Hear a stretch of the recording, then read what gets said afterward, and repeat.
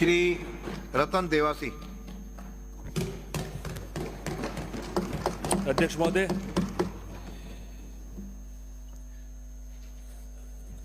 माननीय राज्यपाल जी ने जो अभिभाषण दिया है, हम सब जानते हैं जो इस सदन में बैठे हैं, जो चुन के आते हैं और जो राजनीति में रुचि रखते हैं, कि माननीय राज्यपाल जी का जो अभिभाषण होता है, सरकार गठन होने के कार्यकाल में आने के प्रथम अभिभाषण और उस कार्यकाल का 1 वर्ष बीतने के बाद में जो दूसरा अभिभाषण होता है, उन दोनों अभिभाषणों में प्रदेश की जो जनता है, जो हम माननीय सदस्य हैं, राजनीतिक दल के जो लोग हैं, वो सब ये आशा करते हैं कि प्रथम अभिभाषण में जो दर्शाया गया है, जो बताया गया है, जो पढ़ा गया है, उसके बाद में जब दूसरा अभिभाषण आता है तो उस अभिभाषण में हमने क्या किया है, एक रोड मैप की तरह सरकार में, और जो 14 महीने बीते हैं उसमें हमारा क्या योगदान रहा है, क्या कीर्तिमान स्थापित किया है, उसके बारे में उल्लेख होता है। मैं समझता हूं कि हर व्यक्ति, हर माननीय सदस्य अपनी बात कहता है। हम अक्सर, हमने ये देखा है कि हम हाँ और ना में भी बढ़ जाते हैं, हाँ पक्ष ना पक्ष, और उसको मान लिया गया है कि हाँ पक्ष को हाँ ही कहना है और ना पक्ष को ना ही कहना है। मगर मेरा ये मानना है कि जो लोग हम चुन के आते हैं, हमारी बात बरसों तक लोग याद रखते हैं, और आज तो सोशल मीडिया का और बहुत टेक्निकल रूप में बहुत बड़ा जमाना आ गया है, और उन बातों को लोग भविष्य में याद करते हैं और अच्छे काम का स्मरण भी कराते हैं उस बात को। मेरा मानना है कि राज्यपाल जी का अभिभाषण हुआ, इस अभिभाषण के बाद में बजट आएगा, इसमें जो कमियां हैं, जो ये अभिभाषण पढ़ा गया है, इसको सिर्फ मात्र आलोचना के रूप में न देखे, मगर कोई सुझाव हो, कोई सुधार हो, कोई गलतियां रह गई है, जिन व्यक्तियों ने, अधिकारियों ने इस अभिभाषण को मिलकर तैयार किया है, उन्होंने पिछले अभिभाषण को राज्यपाल जी के पढ़ के और उसी पैरे को रिपीट किया है कि नहीं किया है, उसमें कमियां छोड़ी है, या पीछे आपने कुछ कहा है 2024 में और 25 में आपने कुछ कहा है, इसका अध्ययन और इसका एनालिसिस आप जरूर करना, तो इससे आपकी सरकार की साख रहेगी। और मेरा यह मानना है कि इसके बाद बजट आएगा तो जो अभिभाषण में बिंदु हम पढ़ रहे हैं उसका ताल्लुक बजट से भी होता है, तो आप उसको न केवल इस अभिभाषण को बल्कि जो बजट आने वाला है उसके रूप में भी, सुझाव के रूप में आप इसको लेंगे। इसलिए मैं सिर्फ उस बिंदु को ही बताना चाहता हूं, बाकी सारे लोगों ने अपनी अपनी बात जो यहां कही है। आप लोगों ने यह कहा था पिछले अभिभाषण में कि चुनाव में जो आपने वादे किए, जो चुनावी सभाओं में वादे किए हैं, जो विभिन्न यात्राओं में आपने वादे किए, वो संकल्प पत्र के रूप में भरा गया है, और जो संकल्प पत्र बनाया है वो संकल्प पत्र ही उस अभिभाषण में भी आपने कहा कि जो राजस्थान अराजकता में, अंधकार में, और उसमें इसको लाया गया है, उसको प्रकाश की ओर, और जो परिकल्पना जो प्रदेश की जनता करती है उसकी ओर आप ले जाओगे, मगर इसको रिपीट नहीं किया। आपने उस अभिभाषण में स्वर्गीय भैरू सिंह जी को याद किया और अंत्योदय स्कीम के बारे में आपने बताया। हम सबके नेता थे स्वर्गीय भैरू सिंह जी, सब उनके सम्मान करते हैं सदन के सदस्य के रूप में, मगर उसको आपने आगे बढ़ाया इस अभिभाषण में वापस उल्लेख करते हुए उस पैरे को, और उसको जन्म शताब्दी बनाने की बात हमने की थी उस समय, और आज आपने उसको आगे नहीं बढ़ाया। मेरे कहने का मकसद और मतलब यह है कि आपने जो संकल्प पत्र को आधार बनाया है, कोई भी पार्टी मैनिफेस्टो का आधार बनाती है और ये कहती है ये हमारा घोषणा पत्र है, हमारा मैनिफेस्टो है, हम चुनाव में इसके रूप में जाएंगे, ये सारे वादे पूरे करेंगे, और आपने एक कदम आगे बढ़कर संकल्प पत्र को उसका आधार बनाया था। मगर संकल्प पत्र को आधार बनाने के बाद में उसमें कितने पैरा पूरे हुए, क्या हुए, वो आप उसका विश्लेषण जरूर कर लेना। मैं आपको सीधे तौर पे 3-4 सुझाव, उसको आलोचना के रूप में आप नहीं लेते हुए, आप इसको सुझाव के रूप में ले, ताकि बजट में भी वो चीजें आ सके, और अगर कोई कमियां रही है इस अभिभाषण में जो राज्यपाल जी से सरकार ने पढ़ाया है, उस कमियों को भी आप दूर कर सको। अभी एक हमारे माननीय पूर्व सदस्यों ने एक बात कही थी, राज्यपाल जी ने अभिभाषण में अपने एक बात कही थी कि इस पवित्र मंदिर में बैठे प्रत्येक माननीय सदस्य के मन मस्तिष्क में अंतिम छोर पर खड़े व्यक्ति की सेवा करने का लक्ष्य होना चाहिए और उसकी भावना होगी, ये मामहिम जी ने कहा था।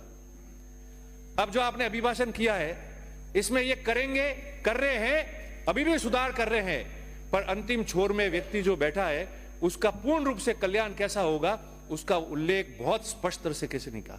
मैं आपको वीकर सेक्शन के लोग जो वंचित है, जिनको सुविधाओं अभी तक नहीं मिली है, अभाव भी होगा सुविधाओं का, मैं उनके बारे में आपको 2-4 चीजें बताना चाहता हूं, क्योंकि अभिभाषण बहुत लंबा है, समय का अभाव है। जल जीवन मिशन की आपने बात की, आपने पिछले अभिभाषण में 2024 में कह दिया कि भ्रष्टाचार हुआ है, काम नहीं हुआ, उसका सुधार करेंगे। मान लेते आपकी बात को, अभी आपने क्या कहा? इस अभिभाषण में आपने वापस कहा कि भ्रष्टाचार हुआ, काम नहीं हुआ, हम उसको सुधार करेंगे। 14 महीने में आप सुधार नहीं कर पाए। क्या स्थिति है? पानी की स्थिति, आगे गर्मी का मौसम आएगा, सबको भुगतनी है, आपको, मेरे को, जितने सदस्य यहाँ जो जिनके ड्राई एरिया है और जो वाटर सप्लाई के अभाव में जिन लोगों को तकलीफ आती है, उन सबको भुगतना है। मेरे क्षेत्र में जल जीवन मिशन का काम चल रहा है, आपने कहा था उसको ठीक करेंगे।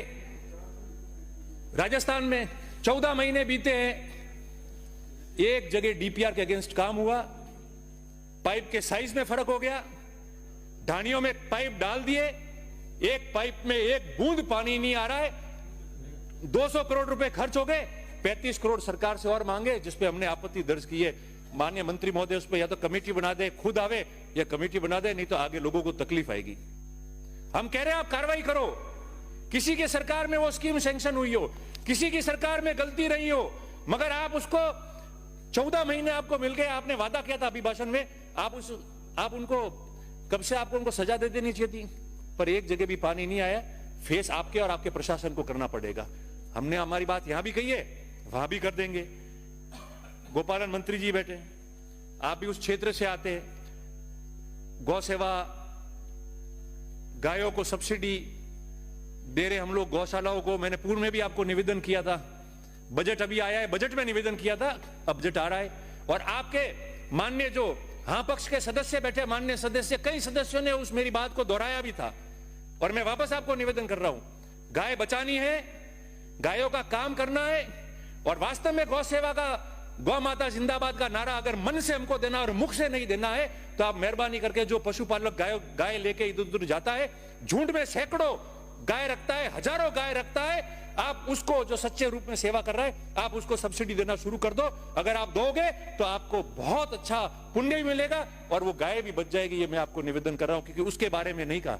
राज्यपाल जी ने कहा अंतिम छोर में व्यक्ति के बारे में सुनो और सोचो, वो अंतिम छोर का व्यक्ति है। गौशालाओं में सब्सिडी दे रहे हो, कहीं बहुत अच्छा काम कर रहे हैं और कहीं कैसा काम कर रहे हैं, आप खुद जाके देख लो। मगर उस पशुपालक को अगर सब्सिडी मिलेगी तो उसकी गाय बच जाएगी। 2 मिनट में पूरा कर दूंगा अध्यक्ष जी, मिल जाएगी। दूसरी 2 बातें मेरी थी, पट्टे की जो बात आई है, घुमंतु, अर्ध घुमंतु पशुपालक, डीएनटी के लोग, उनको आपने देने की बात की है, दिए भी है कई लोगों को, मगर वो अपना, आपका सपना साकार नहीं हो सकता, हमारा भी नहीं हो सकता है। क्योंकि पूर्व में वो गांव के बाहर रहते थे, बाड़े वहां होते थे, वो गोचर में जाके बस गए। सुप्रीम कोर्ट के नियम है, निर्देश है, आप गोचर को डायरेक्ट 1-2 कामों के अलावा कन्वर्ट नहीं कर सकते, मगर आप कैबिनेट में ऐसा बिल लो और विशेष अनुमति लो, ताकि दूसरी जमीनें आपकी आरक्षित हो जाए, और उन जमीनों पे बाड़े लेके जो छोटे छोटे लोग बैठे हैं, उनको जो है वो नियमन करके वो पट्टे मिल जाए। और माननीय सारे सदस्य, अंत में मैं बता रहा हूं आपको कि 2 बातें और है। एक तो जो मिसिंग लिंक की सड़कें, उनको लेके आओ आप, दूसरी सड़कें बन जाएगी, रिन्यूअल भी हो जाएगी। मगर हमारे समय में 10 करोड़ की मिसिंग लिंक की सड़कें दी थी, आप हिम्मत करके 15 करोड़ की करो, हर एमएलए की बात पूरी हो जाएगी। 1, 2, 4 किलोमीटर की जो सड़कें बची और लोगों की जो डिमांड आती है गांव को कनेक्ट करने की, वो सड़कें पूरी हो जाएगी। आपने उसकी उल्लेख इस अभिभाषण में नहीं किया। और अंत में राज्यपाल जी ने अपना समापन करते हुए भाषण में सरदार वल्लभ भाई पटेल जी को याद किया और अंबेडकर जी को याद किया। मेरा इतना ही निवेदन है अध्यक्ष महोदय आपके मार्फत कि एमएलए लैड्स की जो गाइडलाइंस बनी हुई है वो बहुत पुरानी है, उसमें चेंजेस आने चाहिए। और अंबेडकर जी को अगर आपने याद किया है तो आपको अंबेडकर जी को, सरदार पटेल को, और स्कूलों में मां सरस्वती की मूर्तियां जो लोग लगाना चाहते हैं उसको आप पूर्ण रूप से 100% एमएलए कोटे से आप लोग स्वीकृति प्रदान कराओ, ताकि हिम्मत करके हम लोगों उनको दे भी सके और ये काम भी पूरा हो सके। यही मैं निवेदन आपको करता हूं। आप सबका बहुत बहुत आभार, धन्यवाद। श्री आदूराम मेघवाल।